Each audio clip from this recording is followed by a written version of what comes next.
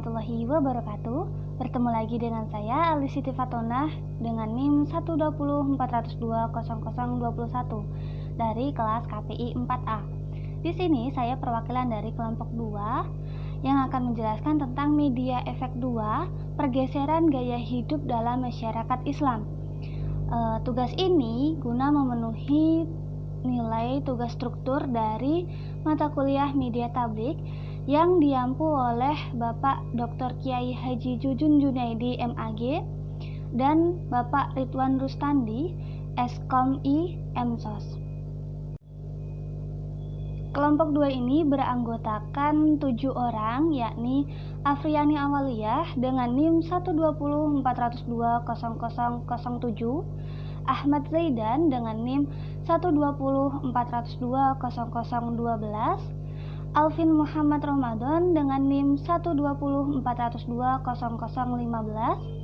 Alifa Rahmani dengan NIM 12040020018, Alkindi Nur Fuadi dengan NIM 12040020020, Ali Siti Fatonah dengan NIM 12040020021, dan yang terakhir adalah Akil Suprianto dengan NIM 12040020024. Poin pembahasan pada makalah kami adalah yang pertama, perubahan nilai-nilai keislaman, yang kedua, aspek-aspek yang menjadi tantangan Islam pada modernisasi, yang ketiga, bidang kemunduran dan kemajuan modernisasi, yang keempat, penyebab manusia terlebih umat Islam mudah terubah oleh modernisasi, dan yang terakhir adalah akibat terjadinya pergeseran hidup masyarakat Islam. Baik, langsung saja masuk pada pembahasan yang pertama, yakni perubahan nilai-nilai keislaman. Pengaruh dari perkembangan ilmu pengetahuan dan teknologi serta modernisasi secara luas terasa masuk hingga ke dalam lingkungan kehidupan sosial budaya. Tidak lagi pada pemakaian yang praktis dan bersifat di beberapa bagian saja. Umat Islam di era modern kini dihadapkan kepada tantangan besar. Di antaranya yaitu menjawab pertanyaan mengenai di mana letak sebenarnya posisi Islam dalam arus kehidupan modern, serta harus bentuk Islam yang seperti apa yang perlu tampil dalam menghadapi modernisasi kehidupan politik, sosial ekonomi, politik hukum, dan pemikiran masyarakat Islam itu sendiri. Berdasarkan dari sudut pandang prospek Islam menghadapi arus tantangan zaman, umat Islam tentu mengakui bahwa agama Islam merupakan agama yang pamungkas, suatu kepercayaan kepada eksistensi Allah yang terus berlangsung hingga akhir waktu di mana saja dan kapan saja. Maka berangkat dari keyakinan tersebut, agama Islam tentu dapat memberikan bimbingan, pedoman dasar, serta memecahkan permasalahan prinsip yang dihadapi manusia sepanjang zaman. Selanjutnya, pembahasan yang kedua mengenai aspek yang menjadi tantangan Islam pada modernisasi. Islam mengatur banyak aspek di kehidupan umatnya, termasuk hubungan manusia dengan penciptanya, yakni Allah Subhanahu wa Ta'ala, dengan sesama manusia yang lain, dan juga pada alam semesta yang didasarkan kepada Al-Quran dan Sunnah. Seiring perkembangan zaman, tantangan dalam beragama Islam juga terjadi. Untuk itu diperlukan kajian yang mendalam untuk memahami permasalahan-permasalahan tersebut. Di antaranya yang pertama, kehidupan publik. Di era modernisasi ini, kehidupan publik saat ini dapat dijumpai tanpa harus bertatap muka terlebih dahulu. Komunikasi publik kini terglobalisasi dengan sosial media. Jadi jarak antara Bandung dengan Jakarta dapat ditempuh dengan waktu yang singkat, bahkan tanpa harus berpindah tempat. Perkembangan sosial media menjadi tantangan umat Islam seberapa jauh memahami kehidupan publik ini yang sudah berpindah ranah ke dalam ranah media sosial. Lalu yang kedua ada ekonomi. Ekonomi menjadi tantangan yang sangat diperhatikan oleh kaum muslimin, sebab ekonomi yang baik menjadikan pemeluk-pemeluknya merasa bersyukur dan teradili. Jika kaum muslimin enggan memahami perubahan modernisasi dalam hal ini, maka umat Islam akan tertinggal dan perekonomian ini akan dikuasai oleh non-Islam atau non-Muslim. Lalu yang ketiga, yakni politik. Politik adalah bagian penting yang harus dihadapi perkembangannya pada kemajuan zaman ini. Jika kaum umat Islam tidak mau menghadapi perkembangan politik, maka tidak mustahil umat Islam akan didiskriminasi karena bangku-bangku pemerintah diduduki oleh orang-orang non-Muslim. Kemudian yang keempat, hukum. Hukum adalah peraturan yang berupa norma dan sanksi yang dibuat dengan tujuan untuk mengatur tingkah laku manusia. Politik dan hukum adalah dua hal yang saling berkaitan, maka politik ini mempengaruhi hukum itu sendiri. Ketika umat Islam tidak mau memahami politik dan enggan memahami hukum yang ada, maka umat Islam akan merasa ada banyak ketimpangan kepada umat Islam itu sendiri. Kemudian yang terakhir adalah kehidupan bermasyarakat. Kehidupan bermasyarakat kini layaknya hidup di balik layar atau hidup di balik kaca. Seluruhnya dilakukan melalui media sosial, mulai dari komunikasi, belajar, belanja, bahkan hingga mendengarkan sebuah pengajian atau kajian dapat dilakukan di rumah saja tanpa harus berpindah tempat. Mengikuti kajian atau majelis kini dapat dijumpai tanpa harus ke masjid terlebih dahulu, karena masyarakat kini dapat mendengarkannya dengan via streaming. Baik, pembahasan berikutnya adalah bidang kemajuan dan kemunduran modernisasi. Modernisasi tentu membawa dampak baik itu perubahan berupa kemajuan maupun kemunduran. Nah, berikut ini beberapa bidang yang dapat menjadi sebuah kemajuan atau kemunduran bagi umat Islam itu sendiri. Yang pertama, demografi. Ilmu yang mempelajari dinamika kependudukan manusia ini meliputi ukuran, struktur, dan distribusi penduduk, serta bagaimana jumlah penduduk berubah setiap waktu akibat kelahiran, kematian, migrasi, serta penuaan. Lalu, yang kedua ada sistem stratifikasi. Stratifikasi sosial adalah penggolongan masyarakat ke dalam kelas-kelas tertentu yang biasa disusun secara bertingkat. Jadi semakin tinggi tingkatan kelasnya, maka ia memiliki strata sosial yang makin tinggi gitu. Stratifikasi sosial disebut juga lapisan antar masyarakat. Nah, kata stratifikasi berasal dari stratum yang artinya lapisan dan sosial yang bermakna masyarakat. Jadi dapat dipahami ya bahwa sistem stratifikasi adalah sebuah sistem mengenai lapisan masyarakat. Lalu yang ketiga adalah pemerintahan. Pemerintahan adalah hal yang mendasari sebuah negara. Dapat dikatakan bahwa sistem pemerintahan akan menentukan bagaimana sebuah negara itu berjalan. Inilah yang membuat sistem pemerintahan sangat penting. Di negara tertentu memiliki sistem pemerintahannya sendiri. Jadi antara satu negara dengan negara yang lain tentu memiliki kebijakannya sendiri gitu.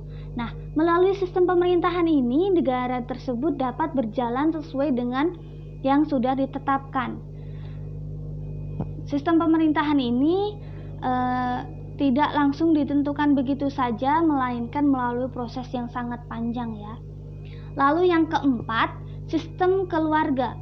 Sistem keluarga adalah konsep memandang keluarga sebagai sebuah sistem yang bekerja dalam konteks sosial dan memiliki 3 komponen. Pertama, struktur keluarga berubah sistem sosiokultural yang terbuka dalam transformasi. Lalu yang kedua, keluarga senantiasa berkembang melalui sejumlah tahap yang mensyaratkan penstrukturan.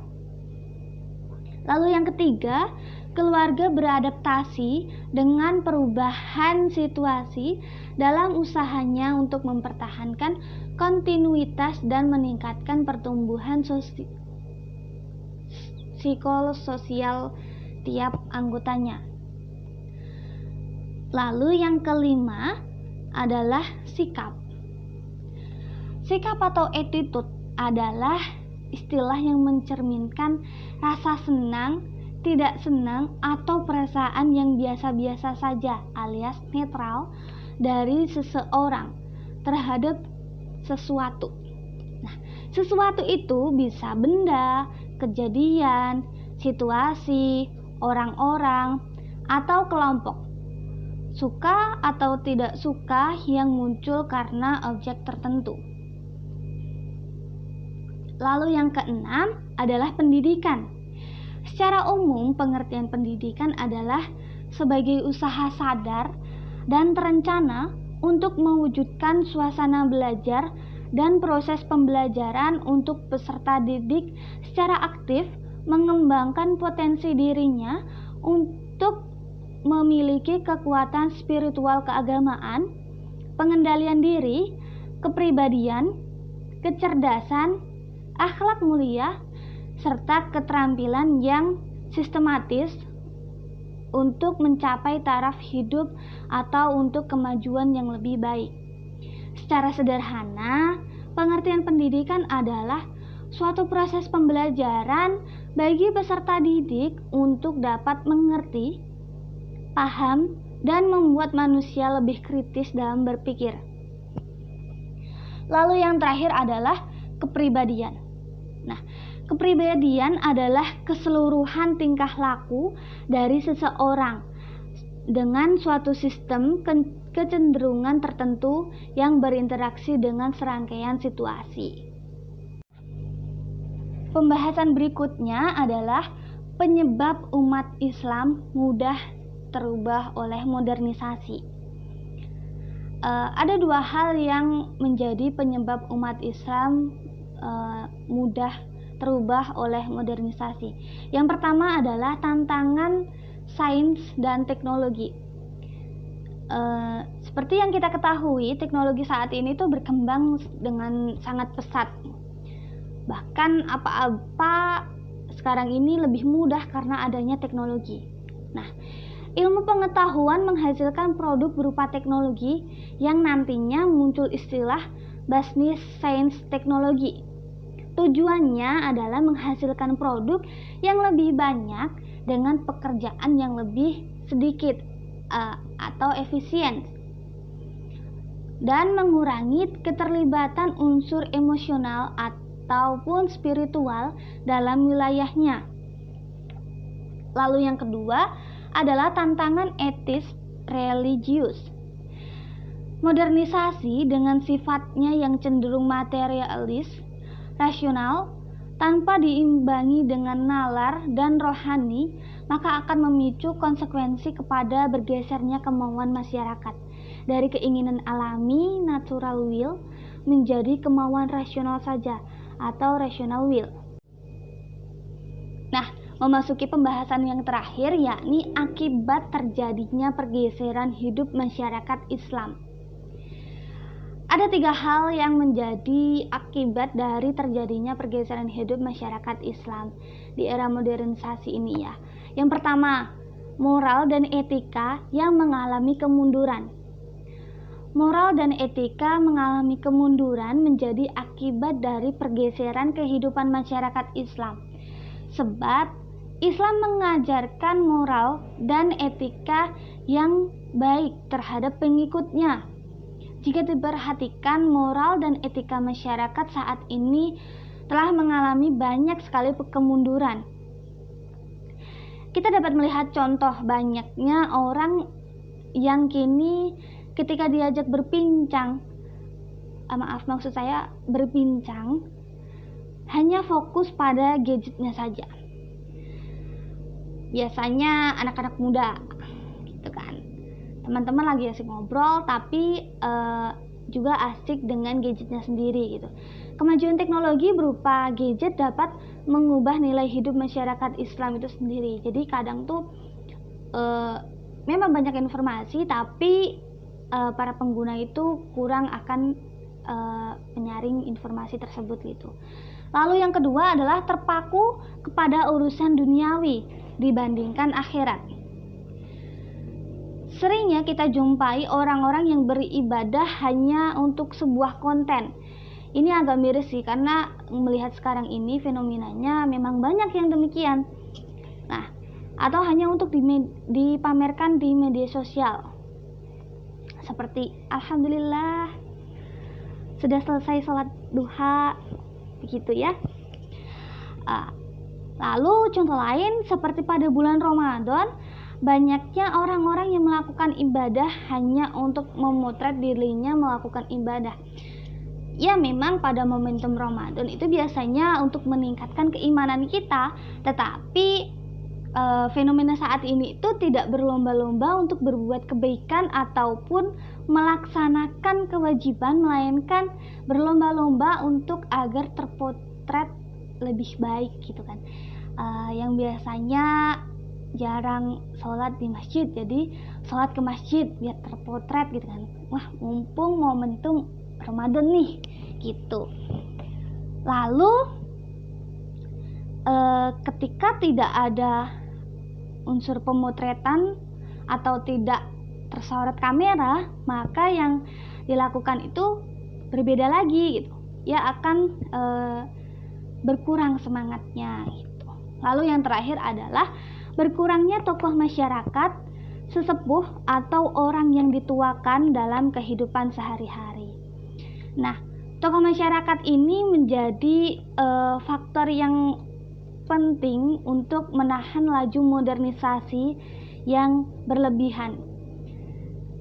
Karena kan kita tahu ya, saat ini tuh arus globalisasi, arus modernisasi, perkembangan teknologi itu lari cepet gitu, berlari dengan sangat kencang, sehingga kita kadang tidak sadar kayak tiba-tiba ngerasa wah, dunia sudah secanggih ini gitu. Nah, untuk menahan laju modernisasi yang berlebihan ini, terutama pada degradasi akhlak anak muda saat ini ya, itu perlu adanya sesepuh atau orang yang dituakan, karena ia dapat memengaruhi orang lain agar tetap pada batas tertentu. Nah, biasanya orang yang dituakan atau sesepuh ini tuh lebih dihormati tuh, bisa sebagai tokoh masyarakat tapi yang sudah sepuh. Jadi kalau misalkan ada sebuah tren gitu, biasanya para sesepuh ini akan berkomentar kepada anak muda seperti ini. Ini yang terjadi pada saya sendiri. Jadi ada tren saat ini di mana lebih seringnya mengikuti kajian online daripada kajian offline. Nah, saya sempat dapat teguran seperti ini. Nah, kamu jangan hanya mengandalkan gadget kamu aja. Jangan hanya mengandalkan teknologi saja untuk mencari ilmu agama. Terus kan sebagai yang dilarang pasti bertanya kenapa gitu, karena kan di sosial media, di internet sekarang ini banyak informasi gitu. Nah, pada saat itu beliau bilang seperti ini, Ya memang Islam saat ini sudah maju dengan teknologinya. Islam saat ini sudah merambah ke digitalisasi dakwah gitu. Tetapi ketika kamu hanya mengandalkan internet saja untuk menggali sebuah ilmu, maka kamu akan kehilangan sebuah rasa. Saya bingung, rasa apa? Nah, di situ dijelaskan bahwa ketika kita datang ke suatu majelis ilmu, kita duduk bersama, memandangi guru yang mengajarkan kita, itu akan timbul rasa yang lebih ngena di hati gitu. Sering kan kita tuh kalau misalkan ke pengajian itu, kalau duduk langsung bareng sama dai dan membaliknya itu lebih terasa dekat, terus lebih terasa ilmunya jelas gitu. Nah, sedangkan kalau kita mengandalkan internet saja, yaitu kita kehilangan rasa. Bahkan dari internet saja itu juga bisa menghilangkan rasa kemanusiaan kita terhadap manusia yang lain. Begitu. Jadi untuk teman-teman sekalian, semoga dengan adanya materi ini kita sebagai penerus lah, ibarat katanya sebagai sosok yang anak muda gitu, penerus bangsa, itu dapat mawas diri, dapat menahan diri agar tidak terjebak oleh derasnya arus perkembangan modernisasi, agar Islam nanti ketika kita telah dewasa itu bukan menjadi Islam yang hanya sebuah kata, tapi kehilangan rasa. Jadi semoga ini bermanfaat. Sekian dari kelompok 2. Terima kasih. Wassalamualaikum warahmatullahi wabarakatuh.